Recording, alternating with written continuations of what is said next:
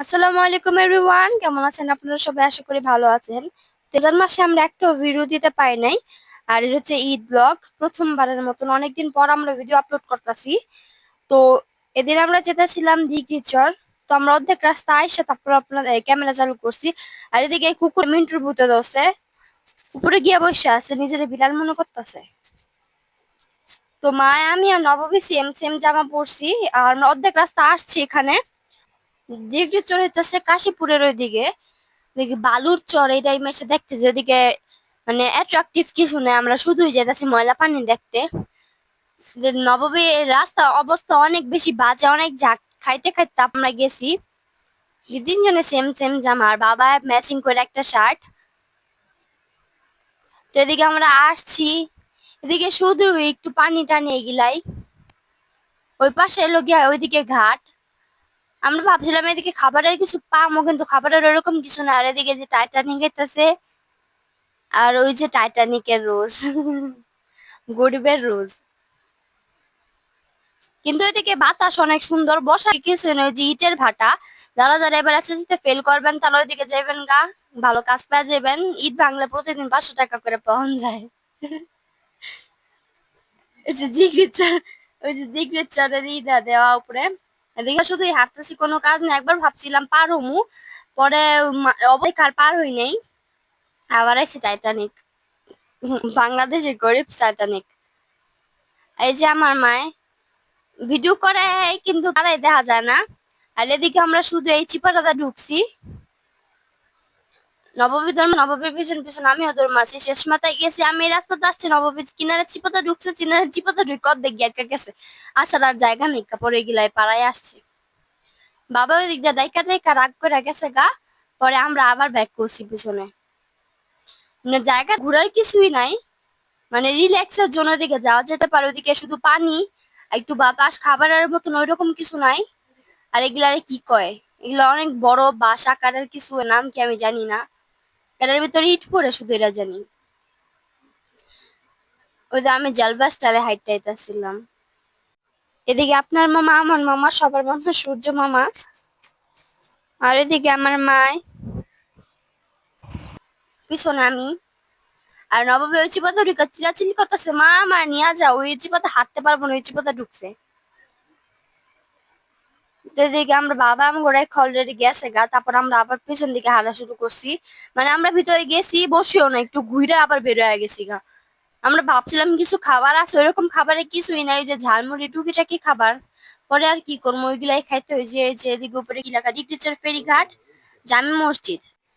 আপনার বাসায় যদি এক নবমের মতন ফালতু পোলা পাইন থাকে, কখন নিয়ে যাবেন। ওই যদি খেলনা দেখে কান্দা কান্দি লাগাই দিয়েছে, পরে জরিমানা লাগায় খেলনা কিনছে। এদিকে খাবারের যেহেতু টুকিটাকি খাবার আসলো, আমরা দিক থেকে ঝালমুড়ি নিলাম। ঝালমুড়িটা কইছি ঝাল দিতে, লোকে ঝাল দেয়নি। আর নবমী ওদিকে 3-4 বোতল পানি খাইয়া হলেছে গিয়া, শুধুই অকারণে। ওই যে বাবা আর মায়ের তো ভিডিও করতে করতে জীবন শেষ, মারার কোনো কাজ নাই। আর এদিকে এটারে কি কয়, ওই যে বট দিয়া বুট, যেটাই হোক, করে মজা ছিল অনেক। প্রথমে বাবাই নিছে, পরে বাবার থেকে আমি একটু খাওয়া, পরে আমি নিছি, তারপর মায়াও নিছে, তারপর নববীও নিছে। এদিকে সব খাবারই কম দাম, অবশ্য কোয়ান্টিটিও অনেক কম।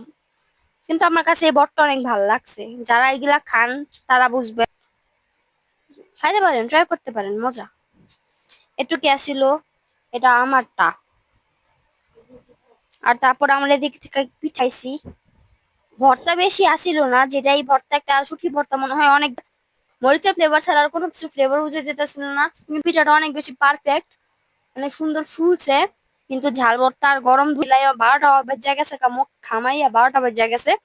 আর পরে আসার আগে ওখানে একটা হালিমের ভ্যান গাড়ি পাইছিলাম, ওদিক থেকে একটু হালিম খাইছি। ওদিকে তো আমি দিন দিছি, ওয়াও অনেক মজা। কিন্তু সত্যি কথা বলতে আমার কাছে হালিমটা ভালো লাগেনি। এদিক থেকে ভালো আমাকে বাসার ওদিকে হালিম পাওয়া যায়। ওই জন্য বাবার হাতে খেলনাটা নববিলে কিনছে। ওইটা বাইরে গেলে ধর কান্দা কান্দি করে কিছু না কিছু কিনা লাগবো, না ওর বাইরে ঘুরে কমপ্লিট হইব না। পরে বাসায় আবার মুখ ফুল্লা থাকবো। ওইদিকে আমরা যদি ঘুরতে পারিনি, পরে ওইদিক থেকে আমরা আবার রাসেল পার্কে আসছি।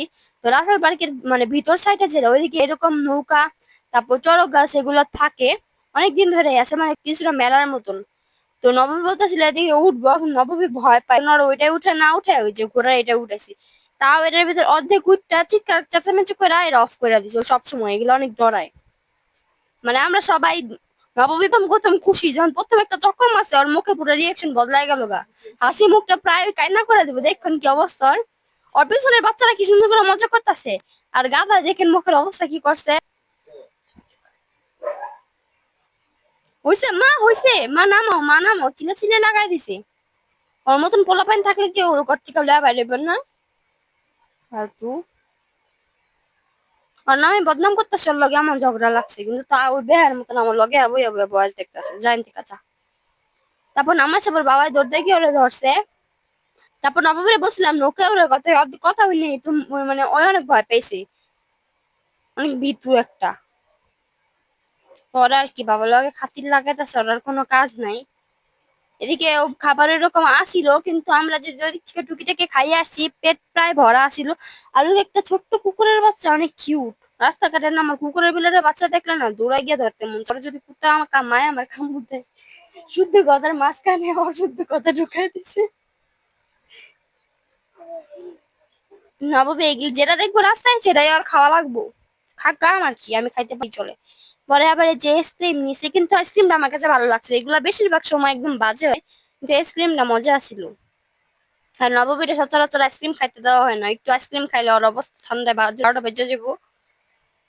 আর পাগলের মতো নাচটা ছিল, কারণ গান বাজতা ছিল নৌকার ওইদিকে।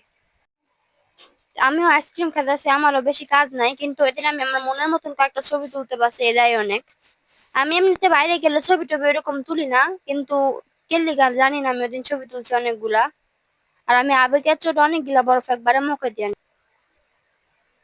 আর পিছনে না একটা হন্টেড হাউস ছিল, মানে বিল্ডিংটা অনেক বড়, বুঝলা গেছি পুরা অন্ধকার একটা হন্টেড বিল্ডিং পরে। আর নবমী দিকে পাগলের মতো নাচতেছে, কেল্লি আমি জানি না।